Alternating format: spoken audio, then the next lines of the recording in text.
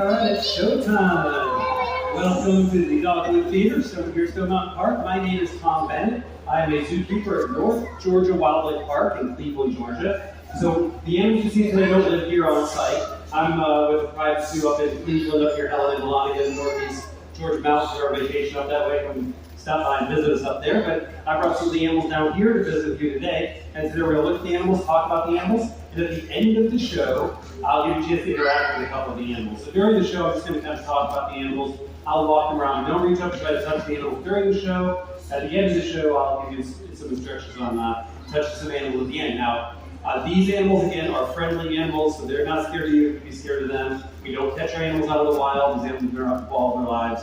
That's what we can teach you a little bit about them and have some fun today. And we're having this Dino Fest theme at Stone Mountain Park, so I'm kind of focusing heavily on these scaly animals by the time of the reptile and dinosaur theme particularly. And we're going to get started with a scaly animal that is really very special because it's the scaly animal that has a shell. So it's obviously a turtle. And the turtle, this turtle is special because not only is it a turtle, but it's a type of turtle that does not like to swim. It's a land turtle. What's the special name for that? Tortoise. Tortoise, very good. So tortoises are land turtles. This one is a tortoise from Africa. Her name is Shelly, and Shelly is an African leopard tortoise. So this is Shelly, and Shelly, like I said, is a leopard tortoise. She is still young. She's only about 2 years old. She is a young leopard tortoise. She'll get maybe 30, 35 pounds. So she has a lot more growing left to do. Now, of course, she has a shell because what do turtles do when they get scared? They hide in the shell. So as you can see, this one's not scared of us. She's checking you out, looking around, and if she was scared, she'd pull her head in and pull her legs up over her face to protect herself.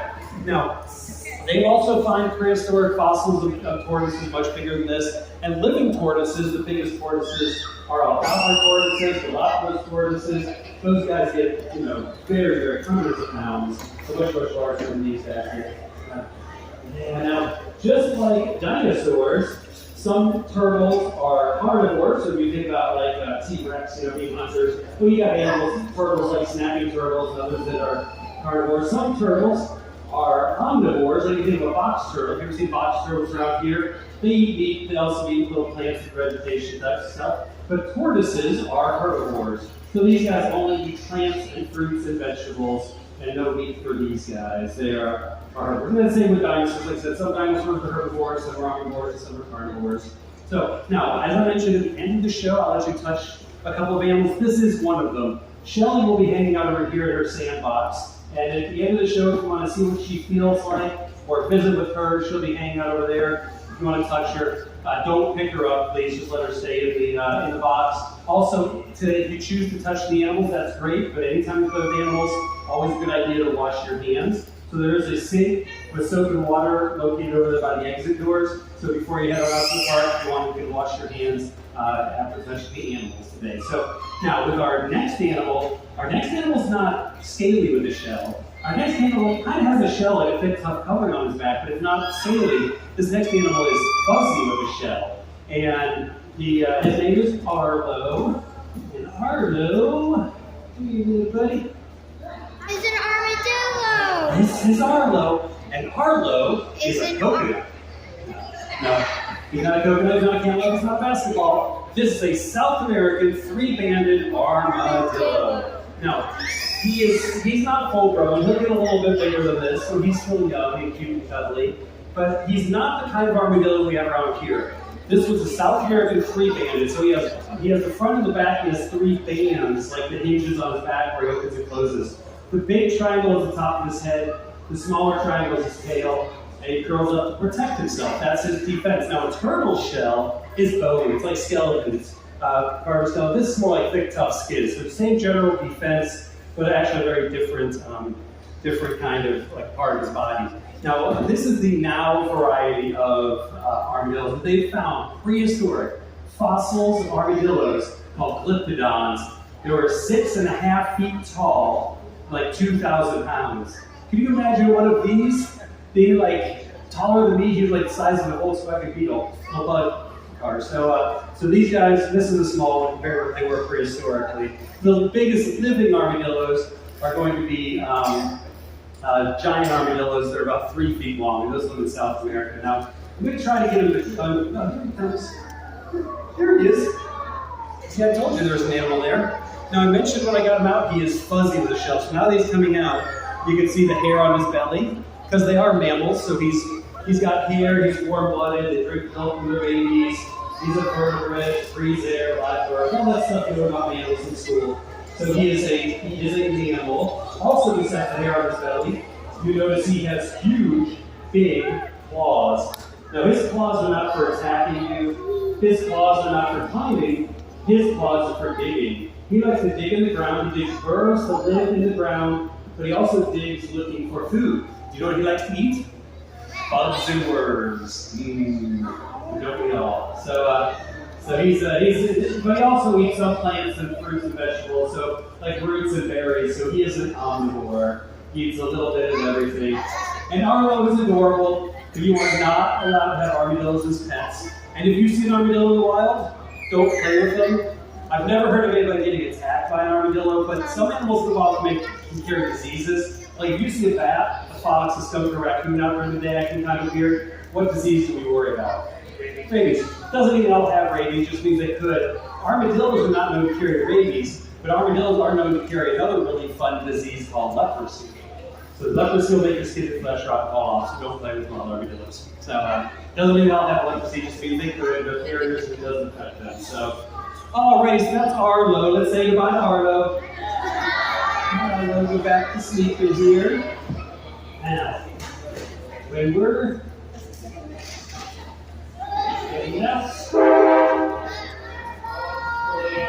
okay, so when we're talking about dinosaurs, we separate the dinosaurs into 2 main groups. Then we have the bird-like dinosaurs, the avian dinosaurs, and that's what's still living today. So technically those are dinosaurs. And then these extinct ones we think about, like you're seeing all the statues and all the cool things around the park about the dinosaurs. Those extinct types like the T-Rex and Brontosaurus, all those kind of guys. This next animal is actually the most similar, the most closely related to that extinct group of dinosaurs that we still have living today. And she's only 2 years old. She's only 2 years old, and when she's full grown, she will be one of the biggest scaly animals in the world. Yeah. The alligators and crocodiles are the most similar related to the ancient extinct dinosaurs. So they're all kind of on different branches, but these guys are similar. But this one is only 2 years old, and she's going to get a lot bigger. When she's full grown, she will get 8 to 10 feet long. The boys can get 12 to 15 feet long, with the biggest crocodiles being like 20 feet long. That's like from me to that sign over there, like that long. Now fossils, the prehistoric varieties, they found fossils of what we call crocodiliforms or crocodilomorphs, and those they found over 35 feet long. That's like from me to that exhibit over there. That's huge, very big. Now, like I said, the living ones don't be quite that big. She's only going to get 8 to 10 feet long. Now that is big and potentially dangerous, but do you think alligators and crocodiles want to eat people? No. No, these guys eat things like fish and frogs and turtles and poodles and things like that, but not humans. Little puppy dogs. We call it lunch on a leash. But no, we don't feed them dogs. Scooby snacks. No, we don't feed dogs. But they are meat eaters, but they have very powerful jaws, sharp teeth. But the reason they don't want to eat people is, first off, they're going to want to eat the easiest thing to catch. Are you all smarter than fish?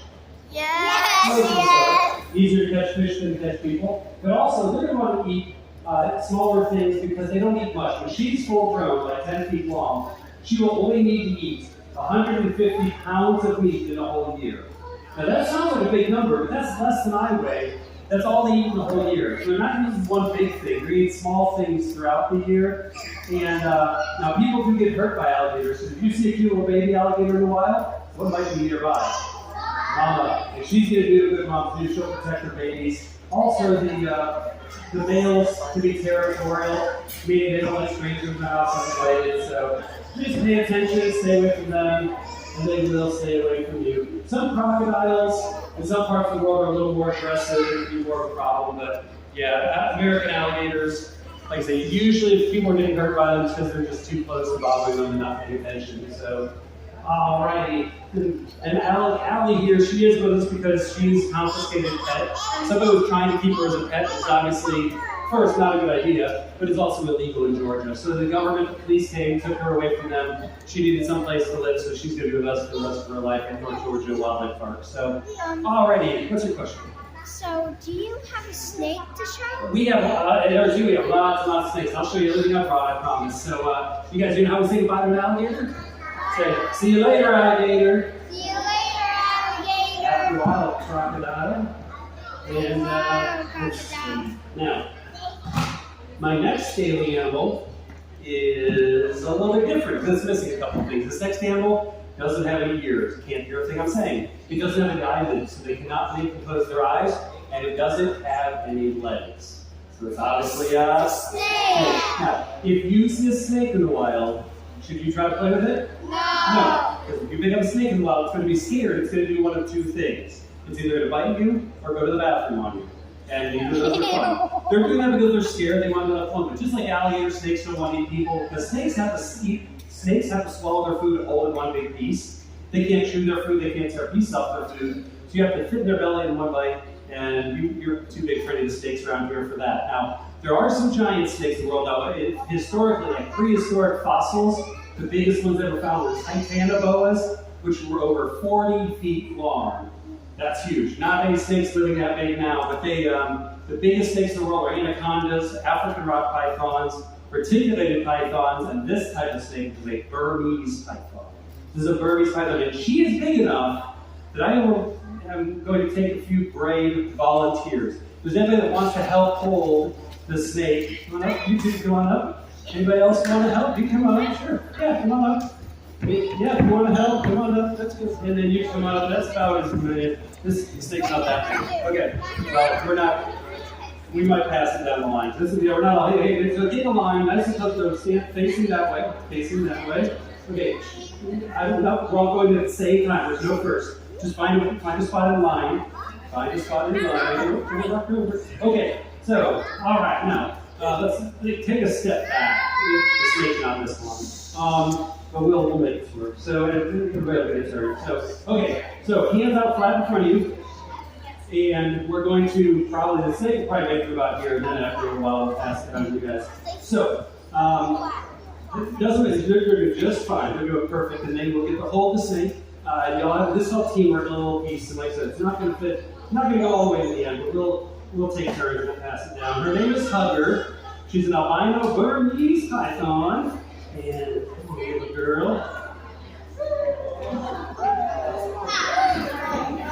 Alright, you got a tail. Going this way.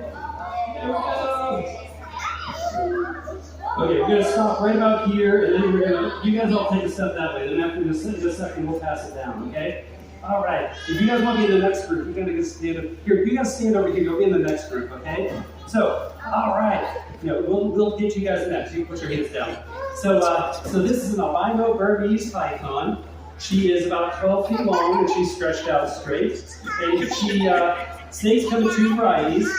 They're either poisonous venomous snakes, or they're wrapping and squeezing snakes called constricting. Do you think this is a poisonous venomous snake? No, parents would be happy now. It's not a venomous snake. This is a squeezing snake. And do you think this snake is strong enough to squeeze and kill, say, him? I don't know, science would help us an experiment. Let's try. No, just kidding. No, not even close. Even if it could squeeze and kill you, it still could eat you in one bite, so it does not think you're food. So, all right, now what we'll do is try to give you guys a turn as well. So don't drop the snake. You guys walk over this way and take somebody else's step in behind somebody else. Pass the snake down, pass it down. You'll have to let go of the snake. Why don't you guys walk around to the other end and take their place? Go down to the tail end of the snake. Okay, step in behind. We don't usually have this many kids. Okay. Here. There we go. Yeah. If you want help, get in there. Under. Go under to the other side. Okay. Anybody not going to turn wants to help? We can. Okay. Go to the tail. You want it? Go to that end and take this girl's place. There you go. And you know how to see. All right, good. Come on, step in, get in there, guys. All right. Nope. Nope. Don't do that. Okay, this is kind of chaos. Okay. All right. Let's do a big round of applause for our brave volunteers and have a seat.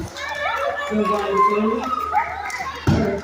You will need to have a seat, and then we'll move on with the show. And if you did get a chance to touch, everybody can help at the end and come up and touch and see what she feels like. Now, if you want to see more of our animals, North Georgia Wildlife Park, again, is where I'm from, up in Cleveland. There are some brochures up on the tortoise.